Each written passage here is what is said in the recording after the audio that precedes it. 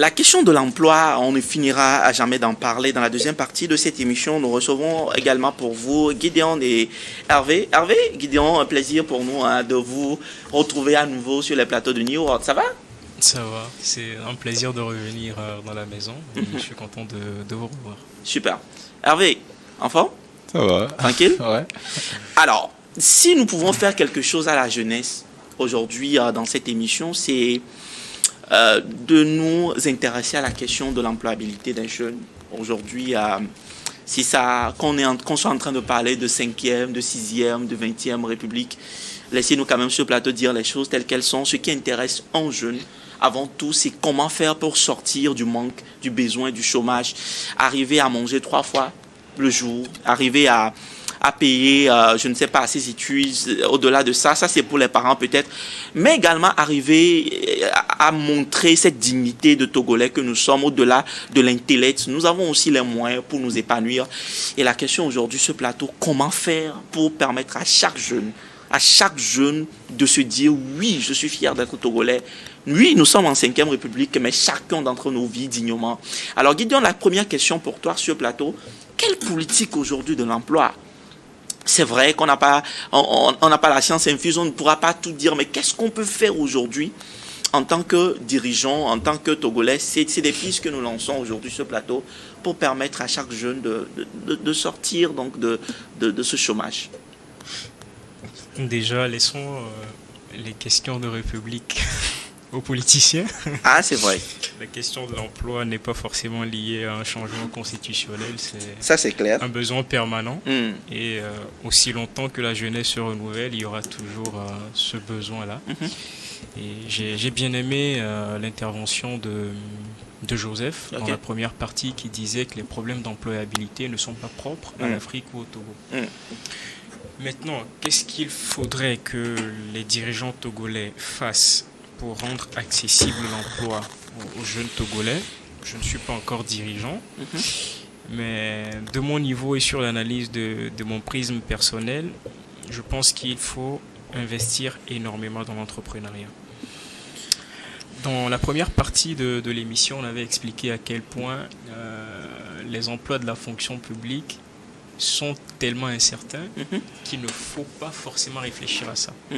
Donc il faut investir dans tout ce qui est emploi, mais non fonction publique, c'est-à-dire la deuxième partie de ce qu'on appelle le secteur tertiaire.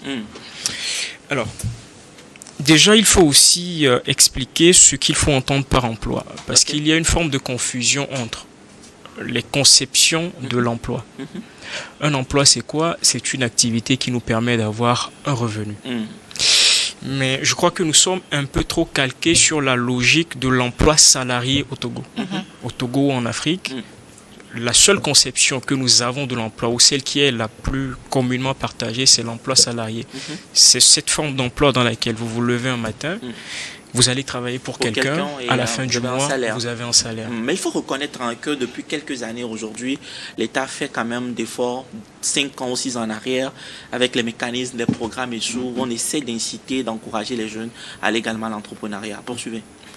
Oui, donc comme je le disais tantôt, il faut investir énormément dans l'entrepreneuriat et essayer d'éduquer et de changer en fait la conception que les gens ont de l'emploi. Je vais peut-être poser une question toute simple et toute rigolote. Est-ce qu'un conducteur de taxi-moto a un emploi? Est-ce qu'un coiffeur, puisqu'on a parlé de coiffeur, est-ce qu'un coiffeur a un emploi? Est-ce qu'un taximan a un emploi? Est-ce qu'un électricien a un emploi? Ce sont des emplois. Et suivant les statistiques de l'emploi aujourd'hui au Togo, je crois que c'est en mars 2025 que le ministre de l'économie avait fait une communication sur le taux d'emploi au Togo. Il parlait du fait qu'environ 98% des emplois au Togo sont des emplois dans le secteur informel. Nous pensons à l'emploi salarié qui est dans le secteur formel et pourtant à côté, 98% de ces emplois sont des emplois informels. Ça veut dire qu'on parvient à mettre l'expression emploi sur des activités qui ne sont pas des emplois salariés. Et ça passe en grande partie par l'entrepreneuriat. Et ça passe en grande partie par l'entrepreneuriat. Alors cela voudrait dire, hein, Hervé, sur plateau, qu'on ne doit pas négliger l'entrepreneuriat. Je venais de le dire tantôt, l'État depuis quelques années, on a aujourd'hui pas mal de mécanismes d'accompagnement des jeux, FAEJ par ici, ANPE par la NVT, ANPJF, pour ne citer que ça, la Coalition nationale pour l'emploi des jeunes et tout. Mais on a l'impression aujourd'hui, après quelques années d'exercice, hein, de la question de l'entrepreneuriat au Togo, que ça peine vraiment à se lever. Quand je n'ai pas un bilan à faire sur ce plateau, mais quand on voit la chose de près, on a l'impression que l'entrepreneuriat est devenu comme une roue de secours. Qu'est-ce que vous en pensez? Alors, l'entrepreneuriat est devenu une roue de secours pour l'État ou pour les jeunes? Bon, demander. En fait, ce que je réalise, ce qui me motive à dire ça aujourd'hui, c'est que bon, les gens se disent qu'à défaut de que même les portes d'or, comme les romis, il y avait parce que est-ce que c'est cette logique-là qui doit conduire la chose? Alors, moi, je pense qu'il est clairement clamé haut et fort dans toutes les instances que pour la jeunesse, il faut que les jeunes aillent vers l'entrepreneuriat. Okay. Maintenant, comment on encadre justement cet environnement entrepreneurial pour accompagner les jeunes vers un succès entrepreneurial? C'est là la question. C'est vrai, il y a des mécanismes, FAEJ, différents mécanismes qui, à la base, sont des mécanismes qui ont été mis en place pour accompagner les jeunes. Tout jeune qui a un projet soumet, le projet est analysé, etc., suivi, financé, et ainsi de suite. Tu étais tenté tout de suite de faire un rapport de ce qu'il en est, en tout cas aujourd'hui, de ces différents mécanismes qui sont censés accompagner les jeunes. Heureusement que c'était une simple tentation. Exactement, exactement. Mais encore là, on peut voir, parce que dans la société, aujourd'hui, on peut identifier combien de jeunes peuvent se clamer, peuvent clamer haut et fort que voilà, j'ai essayé, bon, il y en a une poignée de jeunes qui savent se démarquer. Mais est-ce que la manière dont on invite les jeunes à l'entrepreneuriat, est-ce que c'est proportionnel au nombre de jeunes aujourd'hui qui se clament avoir réussi, en tout cas sont en train de réussir en entrepreneuriat? Ça veut dire qu'il y a un problème. Il y a un problème à quel niveau? Il y a un problème au niveau du suivi, de l'évaluation de ces différents mécanismes.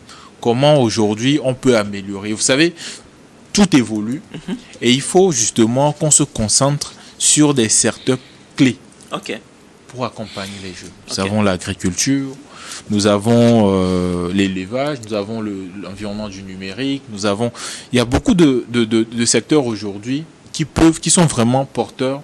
Et si aujourd'hui on arrive à mettre en place des initiatives pour faire porter les jeunes Togolais à l'extérieur, je pense que le marché togolais, c'est vrai, nous sommes consommateurs, mais je pense que le Togo, je dirais, est un petit grand pays. Et donc, il faut aussi penser à exporter les talents des jeunes. Et que la politique également doit viser à exporter les talents et les produits togolais. Et comment ça se fait? C'est en soutenant, à travers les politiques publiques, soutenir les jeunes. Au sein des institutions, des organisations sous-régionales, en portant les produits des jeunes, etc., etc. Je pense que en faisant cela, non seulement on contribue à inciter les jeunes à se tourner vers l'entrepreneuriat, et de deux, on montre clairement l'impact de ce que l'entrepreneuriat peut donner.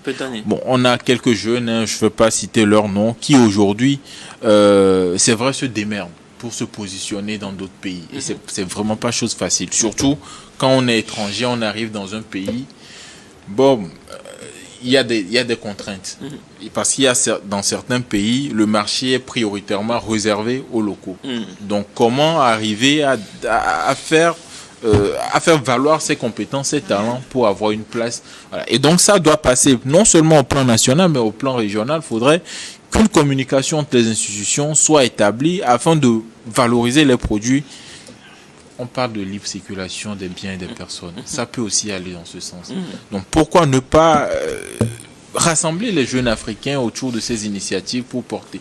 Et d'un autre côté également, je pense que au Togo, surtout dans le domaine, et moi je le vois très très peu, ou du moins quasiment pas, les jeunes peuvent se constituer en coopérative. Oui, aujourd'hui, je crois que ces mécanismes-là sont beaucoup plus enclins à aller vers là.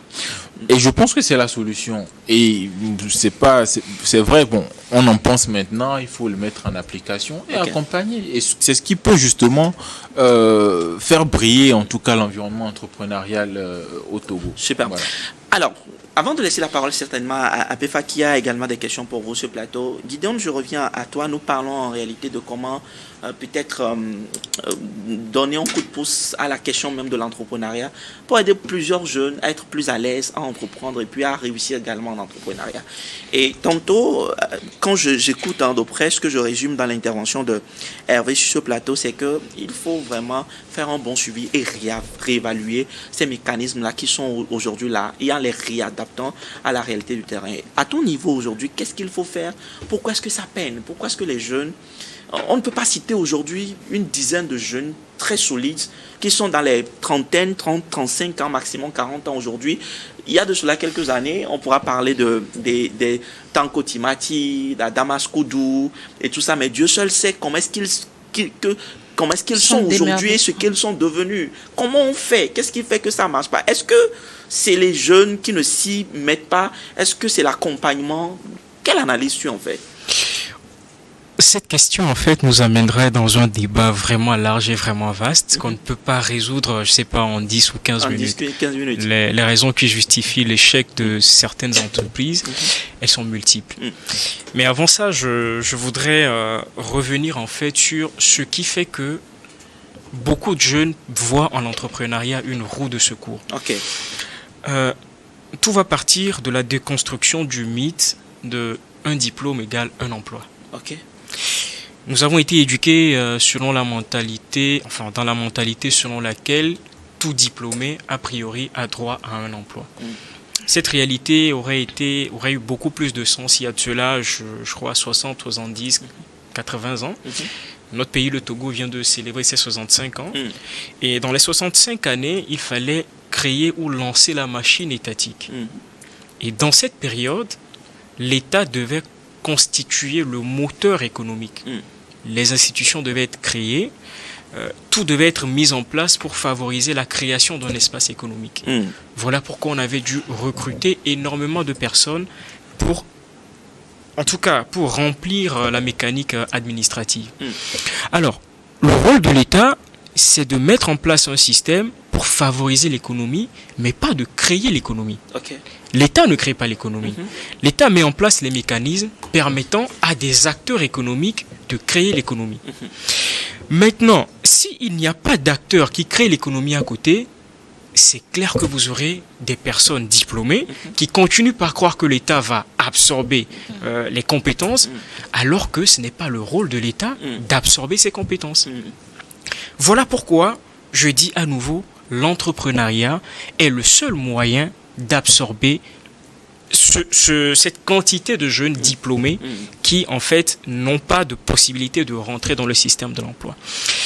Sur la deuxième question, sur le deuxième volet, pourquoi les entreprises ne réussissent pas? Je répète encore, nous sommes une économie qui a 65 ans. Nous sommes en train de régler énormément de problèmes qui sont des problèmes élémentaires. Quelqu'un, dans la première partie de l'émission, avait parlé de l'économie de la Chine. La Chine est une économie particulière dans la mesure où elle a à elle seule un marché de consommation qui dépasse à elle seule l'Europe et les États-Unis réunis. Or, l'économie se base sur le marché de consommation. Quand nous prenons le Togo en lui seul, c'est environ 8 millions de personnes. Et ces 8 millions de personnes sont composées de personnes avec un revenu non égal. Ce qui veut dire que le besoin de M. Kodjo n'est pas le besoin de M. Kouma. L'entrepreneur A, qui produit par exemple de la tomate, de la purée de tomate, peut représenter la solution à un besoin pour M. A, alors qu'à côté, M. B lui-même est producteur de tomates. Si. Je ne vois pas l'intérêt d'aller acheter la tomate qui est transformée pendant que moi-même je produis. Donc, les gens se lancent dans l'entrepreneuriat, c'est très bien, mais il n'y a pas eu réelle analyse du marché de consommation. On lance des mécanismes, on lance des entreprises, mais ces entreprises ne permettent pas de répondre tout de suite à de réels besoins immédiats. Mais est-ce que si je dois te suivre, est-ce qu'on va parler là d'abord de travailler sur la culture même entrepreneuriale, au sens où il faut d'abord amener ceux qui veulent. Peut-être qu'on va forcément créer une école pour ça, hein. Amener les gens même qui veulent entreprendre, d'étudier d'abord le terrain, d'être sûr de ce qu'ils veulent apporter, de réaliser qui y a réellement un besoin avant de s'y lancer. Ce n'est pas une question. Ah, d'accord. Ce n'est pas une question. L'entrepreneuriat, ça s'apprend. Mais en réalité, on réalise ce pourquoi je pose cette question. Peut-être qu'Apifa va rebondir. Ceux qui, aujourd'hui, forment, ce n'est pas l'État. On va dire qu'il y a des formations par ici, par là. Des incubateurs. Oui, des incubateurs et tout ça là. Mais combien de personnes, eux, ils arrivent à aborder? Maintenant, quel est le côté scientifique derrière la chose qui fait que, en réalité, il faut être honnête, beaucoup aussi qui forment en entrepreneuriat, c'est aussi des chômeurs qui veulent aussi, je dis n'importe quoi, des gens aussi qui cherchent un moyen pour pouvoir s'en sortir, parce que ça chauffe partout. Maintenant, c'est son entreprise. C'est son entreprise. Ils entreprennent dans la formation. Ils entreprennent dans la formation, ils créent une occasion et tout ça là. On trouve des formateurs et puis bon, à la fin de la journée, quand même, on s'en sort aussi pas mal. À partir de ce moment, quand nous parlons de l'entrepreneuriat comme étant une école, qui crée cette école? Comment ça se fait? Parce que c'est moi ma question sur le plateau. C'est la raison pour laquelle je disais que le rôle de l'État, c'est de mettre en place les mécanismes pour créer de l'économie. Donc c'est la responsabilité de l'État? C'est la responsabilité de l'État. Okay. D'informer d'abord et de créer tout ce qui est éléments permettant le développement de l'économie, parmi lesquels la formation à l'entrepreneuriat. Ouais, je suis totalement, je rejoins Gideon sur ce volet. L'État va créer le cadre. L'État, soit une personne privée qui crée une école de formation sur l'entrepreneuriat, et l'État, avec les organes de certification, etc., fait le suivi de quels sont les cours qui sont dispensés, etc. Alors, permettez que je revienne sur un point qui pour moi est très important. On parle généralement de l'action de l'État. C'est vrai, l'État, c'est en tout cas l'autorité première dans un pays qui est appelé à assainir un environnement afin de favoriser ou bien de donner accès aux opportunités. Mais d'un autre côté, ce à quoi je voulais faire allusion quand je parlais de l'externalisation, de l'exportation des compétences, des talents des jeunes Togolais, c'est aussi cela. Il faut aussi qu'on ne soit pas foncièrement cantonné sur le marché togolais. Et même pour avoir du financement, il y a des programmes régionaux, des programmes internationaux qui permettent... Mais d'où l'information, hein, parce qu'il faut être informé pour bien savoir sûr, qu'il y a ces ouvertures là au-delà. Quand on est avide de quelque chose, quand vous voulez vraiment entreprendre, il faut s'y mettre à fond. C'est-à-dire, vous n'allez pas attendre qu'on vous envoie l'information. Vous n'allez pas attendre. Il y a des programmes, que ce soit de l'ambassade des États-Unis, que ce soit de l'Union européenne. Il y a des programmes qui, aujourd'hui, en tout cas de la GIZ, il y a des programmes qui permettent justement d'accompagner des personnes. Je pense aujourd'hui, avec la GIZ, c'est plus dans le numérique. Et on le sait tous, la promotion de la femme, donc la femme encore a une place assez privilégiée sur la question. Donc il faut vraiment que le jeune aille vers l'information. Il ne faudrait pas qu'on attende forcément que l'État togolais ouvre les portes. Ce que l'État peut faire, comme l'a dit Gideon, c'est créer l'environnement sur l'aspect fiscal. Mettre en place ou bien négocier des traités bilatéraux ou multilatéraux afin que les pays puissent s'entendre sur ce sujet. Et même il y a aujourd'hui la ZLECAf où le marché africain devient un marché unique. Et donc comment on profite véritablement de ce marché africain qui devient marché unique. Donc je pense que ce sont des questions, parce que moi, excusez-moi, je ne pense pas que un entrepreneur togolais doit aujourd'hui se dire que je suis entrepreneur togolais, je me limite qu'au Togo. Il faut un marché de 8 millions d'habitants. Exactement. C'est trop limité. C'est trop limité. Et aussi, il faut entreprendre intelligemment. Je pense que Gideon voulait parler de ça. Quand je suis producteur de tomates, à côté, il y a Monsieur X qui produit lui-même cette tomate. Qui produit lui-même cette tomate. Peut-être l'intelligence qu'on peut convoquer, c'est de voir avec l'autre personne comment moi je te fournis les tomates pour que toi tu peux transformer la tomate, et une personne qui a une autre compétence, peut-être dans la vente, etc., peut nous aider à vendre. Et ça devient une chaîne. Ça devient une chaîne. Voilà. Donc il faut entreprendre intelligemment. Voilà. Oui, j'ai une question à poser, peut-être à Gideon ou Hervé. Nous partons de cet exemple de production de tomates. Il y a un entrepreneur togolais qui produit de la purée de tomates. Mais cette purée de tomates est presque inexistante sur le marché togolais.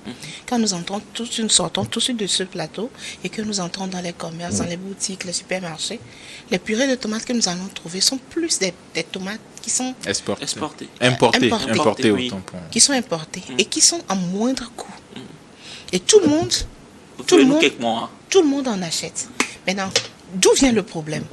Pourquoi les produits togolais, pourquoi les produits de ces entrepreneurs togolais ne sont pas imposants sur le marché togolais d'abord, avant d'aller dehors? Pour ta cuisine, tu utilises des produits togolais.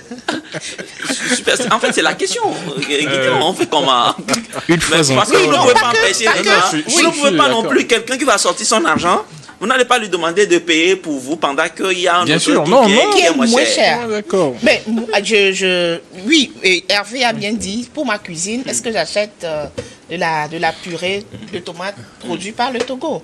Mais il faut aussi comparer le coût. Oui. Est-ce que je m'en sors? C'est ça. Est-ce que je pourrais m'en sortir? Est-ce que le Togolais pourrait vraiment s'en sortir avec le produit? C'est la véritable question alors. De l'entrepreneur togolais. Une fois encore, je pense que la solution se trouve dans la responsabilité de l'État de créer l'environnement propice au développement économique.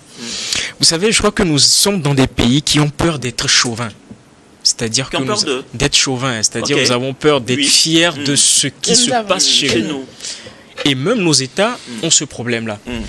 Alors, le chauvinisme en matière commerciale, c'est de temps à autre privilégier la production locale au détriment de l'importation.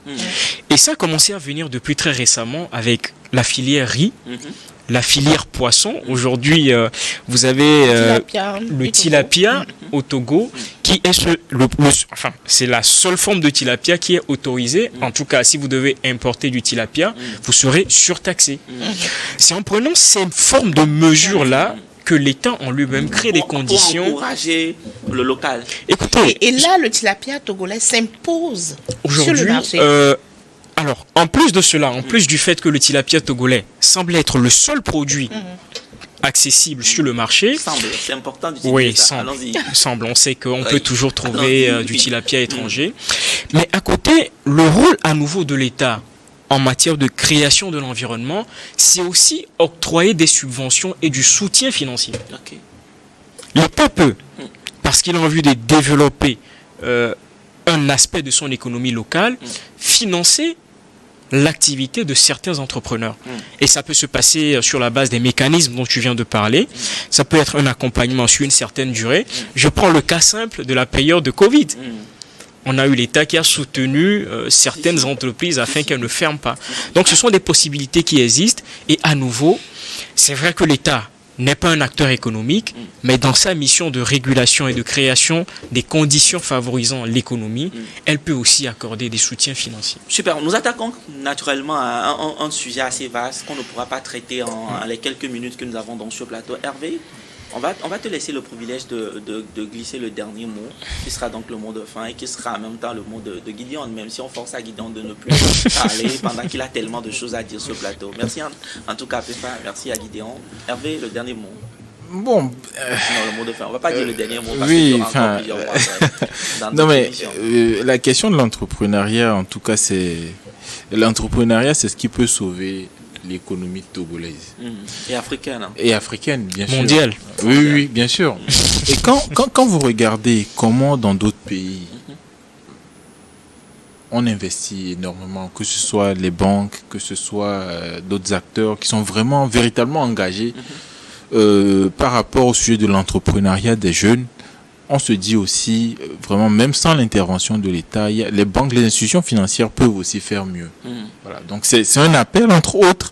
Mais il faut aussi, comme je le disais, je maintiens ma position, que l'entrepreneur togolais ne se limite pas qu'au marché togolais. C'est-à-dire, il y a vraiment des opportunités ailleurs. On peut aller, voilà. C'est quand on peut quitter le Togo, aller réussir ailleurs et devenir un modèle. On a connu des gens. Donc, pour mot de fin, ça me peine de terminer en tout cas de cette manière parce que il y a beaucoup de choses à dire. Mais ce qu'on peut retenir, c'est que comme Gideon l'a dit, c'est véritablement un moyen de sortir beaucoup de pays ou bien le monde dans la situation que nous sommes actuellement. Et faudrait que nous soyons proactifs, opportunistes, pour ne pas dire capitaliste. Merci. Alors, c'est sur ces mots donc de Hervé que nous mettons fin à cette émission. C'est vrai, il a dit, ça nous peine de finir l'émission comme ça, mais il faut rester aussi rigoureux pour permettre à l'entrepreneuriat, si nos entrepreneurs, de pouvoir réussir aussi en entrepreneuriat. Et c'est sur ces mots que nous mettons fin à cette émission. Merci en tout cas à PEFA, merci à Gideon, merci donc à Hervé d'avoir donné de leur temps pour que nous puissions continuer par inspirer la jeunesse. On se retrouve certainement la semaine prochaine pour continuer par vous inspirer. D'ici là, portez-vous bien. À très très bientôt. Au revoir.